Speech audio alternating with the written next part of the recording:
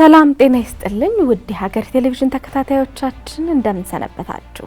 ይህ ሀገሬ ቴሌቪዥን ከኢትዮጵያ ሴቶች መጠለያ ጥምረት ጋር በጋራ በመሆን ወደ እናንተ የሚያደርሳችሁ ስለሷ የተሰኘው ፕሮግራማችን ነው። በባለፈው ሳምንት እንግዲህ በስለሷ ፕሮግራማችን የኢትዮጵያ ሴቶች መጠለያ ጥምረትን ከመሰረቱ አጋር ድርጅቶች ወይም ደግሞ በጎ አድራጎት ድርጅቶች ጋር ያደረግነው ቆይታ ተመልክታችኋል። በዛሬው ፕሮግራማችንም እንግዲህ ቀሪ የኢትዮጵያ ሴቶች መጠለያ ጥምረትን የመሰረቱ ድርጅቶች ምን አይነት ስራዎችን እየሰሩ ነው፣ ከኢትዮጵያ ሴቶች መጠለያ ጥምረት ጋርስ በጋራ በመሆን በመስራታቸው ምን ጥቅም አገኙ፣ ጥምረቱ ስለነሱ ምን አይነት ድጋፎችን እያደረገ ነው የሚለውን ወደ እናንተ እናደርሳለን። ፕሮግራሙን እንድትከታተሉት ጋበዝኳችሁ። ከኔ ጋር ከፕሮግራሙ በኋላ ተመልሰን እንገናኛለን። ፎከሳችን አንድና አንድ ሴቶች ናቸው። ሴቶች፣ ህፃናት ወይም እድሜ አይጠይቅም፣ ጾታ ብቻ ነው ሪስትሪክት የምናደርገው። በዋናነት ከአረብ ሀገር ከገልፍ ካንትሪስ ጾታዊ ጥቃት ደርሶባቸው አካላዊ ጉዳት፣ አእምሮአዊ ጉዳት፣ ስነ ልቦናዊ ጉዳት ደርሶባቸው የሚመጡት ሴቶች ነው የምንቀበለው። ሌላ ደግሞ በአሁን ሁለት መጠለያ ነው ያለን። አንዱ ጎንደር ላይ ነው ያለን፣ አንዱ ደግሞ አዲስ አበባ ነው። ግን ተደራሽ የምንሆነው በመላ ኢትዮጵያ ነው። ፊዚካል አድሬስ የሼልተር አድሬስ ማለት ነው እንጂ ይሄ በመላ ኢትዮጵያ ነው የኛ ተደራሽነታችን። ከየትም ይምጣ፣ በቦሌም ትምጣ፣ በባሌም ትምጣ፣ በሱዳንም የሚገባሉ። ይሄ ጉዳት ጾታዊ ጥቃት ከደረሰባቸው፣ ከስደት ተመላሽ ከሆኑ፣ አካላዊ ስነ ልቦናዊ አእምሮአዊ ከደረሰባቸው፣ በጣም ቨልነራብል ከሆኑ ማንኛውንም ሴት እድሜም ጾታም ሳይጠይቅ እንቀበላለን። ሙጁጅጓ የሚሰራው በዋናነት መጠለያዎች ላይ ነው። አሁን የኔትወርኩም አባል እንደመሆናችን መስራች አባል እንደመሆናችን ወይዘሮ ትራስ መዝገበ ናት። ከዛሬ ስንት ዓመት በፊት በ1996 እንደ ኢትዮጵያ አቆጣጠር በፍትህ ሚኒስቴር መዝገባ አግኝቶ ወደ ስራ የመጣው። ምን ላይ ነው የምንሰራው? እዛ አካባቢ ያሉ እንትኖች አሉ፣ ጎጂ ልማዳዊ ባህሎች አሉ። ለምሳሌ ጫካ ውስጥ መውለድ፣ የለውጥ ጋብቻ የምንለው ነገር አለ። እንደገና ያለ እድሜ ጋብቻ አለ እና ከዚህ ጋር በተገናኘ በጣም ብዙ የፌስቱላ ኬዞች አሉ። ከዛ ጋር በተገናኘ ወይ ለየብቻ ደግሞ የማህፀን መውጣት አብሮ ይከናወናልና ከዚህ ጋር በተገናኘ ነው እኛ ሰርቪስ የምንሰጠው። ምን አይነት ሰርቪስ ነው የምንሰጠው? ሼልተሩ እነኚህን ልጆች እነኚህን ጥቃት የደረሰባቸውን ሴቶች ለሕክምና ወደ ባህር ዳር አሁን በተለያየ ምክንያት ካልተቻለ ደግሞ ወደ አዲስ አበባ ከካትሪን ሃምሊን ጋራ በጥምረት እንሰራለን። የኤምሲአርሲ የሚሰራው በሴቶችና ልጆች ላይ ነው። ጥቃት የደረሰባቸውን ሴቶችና ልጆች የመጠለያ አገልግሎት፣ ሁሉን አቀፍ የመጠለያ አገልግሎት ይሰጣል። ሁሉን አቀፍ የመጠለያ አገልግሎት ስንል የመሰረታዊ ፍላጎታቸውን የማሟላት፣ ደህንነታቸውን የማስጠበቅ፣ በመጠለያ ውስጥ ሲኖሩ የካውንስሊንግ እና ቴራፒ የምንለው የስነ ልቦና እና የማማከር አገልግሎት፣ የጤና አገልግሎት፣ የትምህርት እና የሙያ ስልጠና እንዲሁም ደግሞ የሙያ ስልጠና ያሉ የተለያዩ የሙያ ስልጠናዎች፣ የልብስ ስፌት፣ የፀጉር ስራ የመሳሰሉትን ስልጠናዎችን ሰጠና በኋላ ላይ ስራ ተቀጥረው ወይም ደግሞ የራሳቸውን ስራ ፈጥረው ራሳቸውን እንዲችሉ እና ከማህበረሰቡ ጋር እንዲቀላቀሉ ድጋፍ ያደርጋል ኤምሲአርሲ። ኤምሲአርሲ ልጆች ላይ ፎከስ የሚያደርግ ድርጅት ነው። ልጆች አሁን እናቶች ለምሳሌ ስልጠና ሲገቡ የዴይ ኬር ፕሮግራም አለ። ለልጆቹ ኬር እናደርጋለን። እናቶች ስራ ላይ ባሉበት ጊዜ ብዙ ጊዜ ችግራቸው ልጆቻቸውን የሚያውሉበት ቦታ ማጣት ነው።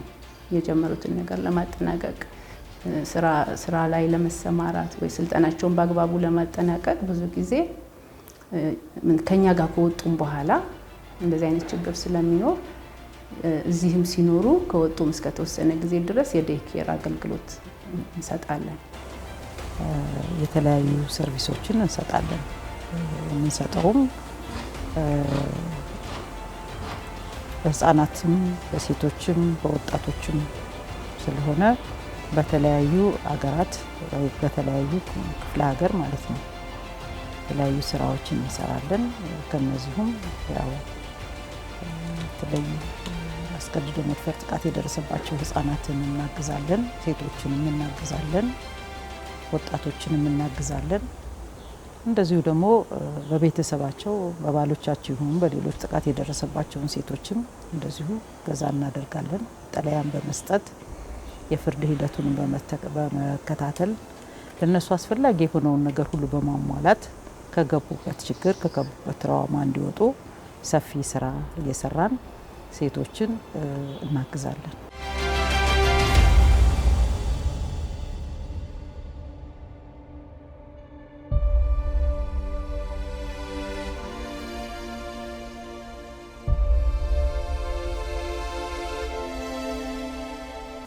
ኢኒውስ እንግዲህ ያው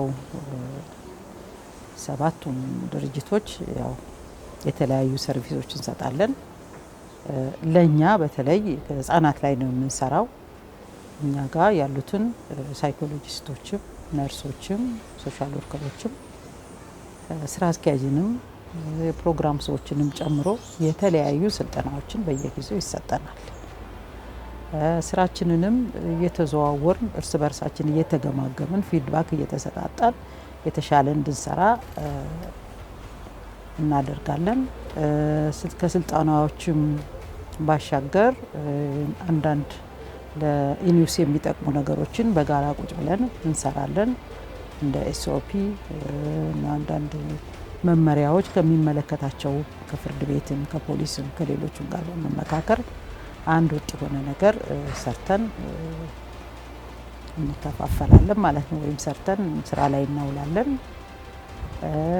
ሌላው ከስልጠናው ባሻገር ከሀገር ውስጥም ከሀገር ውጭም እድሉ ተሰጥቶን እየሄድን ከኛ መሰል መጠለያ ካላቸው ሀገሮች በአፍሪካ ደረጃም ሆነ በዓለም ደረጃ 1 2 3 ቦታ ሄደን ስልጠና አግኝተናል። ከዚህም ሳውዝ አፍሪካ፣ ታይዋንና አሁን ደግሞ በቅርቡ አውስትራሊያም እድል ተሰጥቶ ሄደን የውጮቹን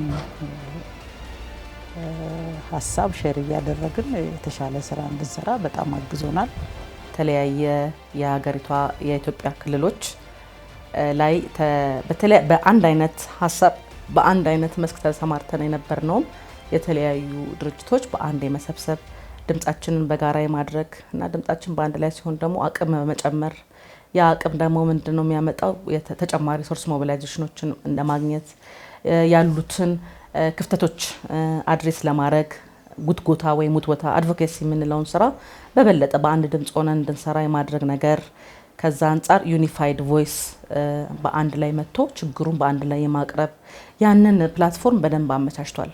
ችግሮቻችንን እንደገና ደግሞ ዳታዎቻችንን ብዙ ጊዜ ለየብቻችን ነው ቁጥሮች ይኖሩናል። ቁጥር ደግሞ እንደምናውቀው በተለይ እንደኛ ከጂቢቪ ጋር በተገናኘ የሚሰሩ ድርጅቶች ዋና መሳሪያቸው ነውና አሁን ያንን ቁጥሮች በጋራ የማምጣት ጉዳይ ያንን ቁጥር ኳንቲፋይድ ማድረግ አናሊሲሶቻችንን ኳንቲፋይድ ለማድረግ ዳታቤዞች ማመቻቸት እንደገና ደግሞ ይሄ አንድ አይነት ፑል የምናመጣውን ሪፖርቶች ሁሉንም በዳታቤዝ ማኔጅመንት በማድረግ የጂቢቪ እዛ ላይ በማድረግ ሪፖርቶቻችን ኳንቲፋይድ የሆኑ ኤቪደንስ ቤዝድ የሆኑ ሪፖርቶች እንዲኖሩን ያ ማለት ለፈለግነው አይነት ግብአት በኤቪደንስ ቤዝድ የሆነ እንትን እንዲኖረን ስራዎቻችን በቁጥር የተደገፉ እንዲሆኑ ቁጥር ደግሞ ስንል ደግሞ በጣም አካላዊ የሆነ የአንድ ክልል ብቻ ሳይሆን በደንብ ሚኒስትሪም የሆነ በአይነቱም በየኬዙ የሆነ ቁጥሮችና ሀተታዎች እንዲኖሩን በጣም ረድቶናል። ከዚህ አንጻር ምን ማለት ነው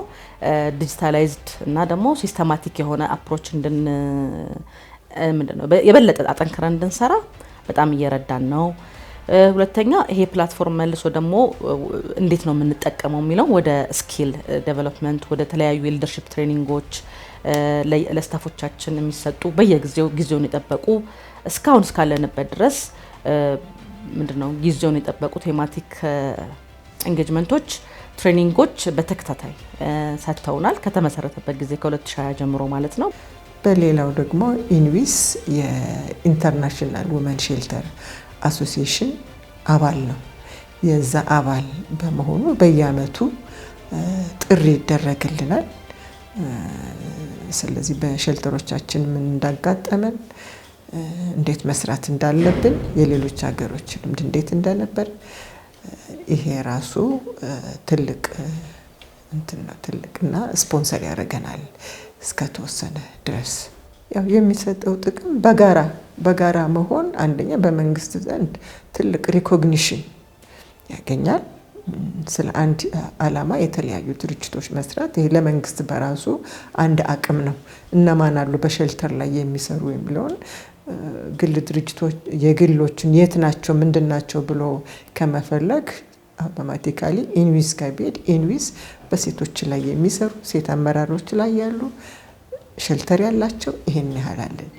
ኢቭን በዳታ ደረጃ መረጃ በመያዝ ደረጃ ምን ያህል ተጠቃሚዎች ገብተዋል፣ ወደፊት ምን ፕላን አለን የሚለውን ፕላናችንም ቅዳችንም ሁለተኛ መረጃ አያያዛችንም ጭምር ትልቅ ስልጠና ተሰጥቶ አሁን እንዴት አድርገን መረጃዎችን የተጠቃሚዎቻችን መረጃ እንደምንይዝ ሁሉ ይሄ ትልቅ ስልጠናና ይሄ በራሱ ለመንግስት እንደ አንድ ግብዓት ነው ትልቁ። ሁለተኛ ለምሳሌ ለፓርትነርስም ለዶኖሮችም በተናጠል ማናገኘውን ፈንድ አሁን ለምሳሌ አንድ በጋራ ሆኖ መጠየቅ የራሱ የሆነ አድቫንቴጅ አለው እና ይሄ ትልቅ ነው። የማኑዋሎችን በማዘጋጀት ስራችንን ለማገዝ ማኑዋሎችን በማዘጋጀት ማኑዋል ስንል በተለይ አንዱ እና ዋነኛው ኤስኦፒ ስታንዳርድ ኦፕሬሽን ፕሮሲጀር የምንለው የምንሰጠውን አገልግሎት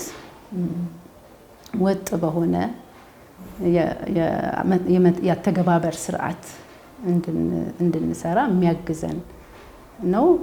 በ2016 አሴስመንት ዩኤንኤፍፒ እና ዩኤን በሰሩት አሴስመንት መጠለያዎች ካለባቸው ችግሮች ዋነኛውና አንዱ እንደዚህ አይነት ወጥ የሆነ የመተግበሪያ አለመኖር ነው፣ የመተግበሪያ ስርዓት አለመኖር ነውና ይሄ በተጨባጭ ያንን ችግር ፈቷል፣ ትልቁ ጥያቄያችንን መልሷል ብለን እናምናለን። ሌላው ደግሞ የካውንስሊንግ ማኑዋል ነው። እንደሚታወቀው ጥቃት የደረሰባቸው ሴቶችና ልጆች የስነ ልቦና ሕክምና ያስፈልጋቸዋል። የማማከር የስነ ልቦና የቴራፒ ከዛ ከደረሰባቸው ጉዳት እንዲያገግሙ እንደዚህ አይነት አገልግሎቶች ያስፈልጓቸዋልና ለዛም የሚያገለግለን ይሄ የካውንስሊንግ ማኑዋል በማዘጋጀት ባለሙያዎቻችንን በማሰልጠን የተሻለ አገልግሎት እንድንሰጥ ድጋፍ አድርጎልናል። ሶስተኛው የልምድ ልውውጥ እያንዳንዱ ሼልተር እያንዳንዱ መጠለያ እንዲጎበኝ ይደረጋል። እዛ ምን ክፍተት አለ የሚለውን በማየት ያ ክፍተት እንዲሞላና ያን ክፍተት ለመሙላት የተሻለ ጥረት እንድናደርግ አግዞናል። እንደገና ደግሞ አንዱ ሼልተር አንድ ነገር ላይ ጥንካሬ ያለው ሌላው ሼልተር ሌላ ነገር ላይ ጥንካሬ ያለው ያንን እርስ በርሳችን በማየትና በመተጋገዝ በመማማር የተሻለ አገልግሎት እንድንሰጥ ጠቅሞናል። ውድ ተመልካቾቻችን ፕሮግራሙን እንደተመለከታችሁት እንግዲህ የተለያዩ ሰዎች ጥቃት ደርሶባቸው ወደ እነዚህ ድርጅቶች ሲሄዱ የሚያገኟቸው አገልግሎቶች በርካታ ናቸው። እዚህ ጋር የተጠቀሱት ብቻ አይደሉም። የስነ ልቦና አገልግሎት፣ የሕክምና አገልግሎት፣ የህግ አገልግሎት፣ ቀጣይ ህይወታቸውን ደግሞ እንዴት መምራት እንዳለባቸው የህይወት ክህሎት ስልጠናን ጨምሮ እንዲሁም ደግሞ የሙያ ስልጠናዎችን ያገኛሉ ማለት ነው። ይህ መሆኑ አንድ ሴት ልጅ ጥቃት ከደረሰባት በኋላ ቀጣይ ህይወቷ ደግሞ ያማረ የተስተካከለ እንዲሆን የራሳቸውን ድርሻ እየተወጡ የሚቀጥሉ ድርጅቶች መሆናቸውን ተመልክተናል። የዛሬውን ፕሮግራማችንን በዚሁ አጠናቀቅን። ሳምንት በሌላ ርዕሰ ጉዳይ በሌሎች ጉዳዮች እስከምንገናኝ ድረስ መልካም ሳምንት።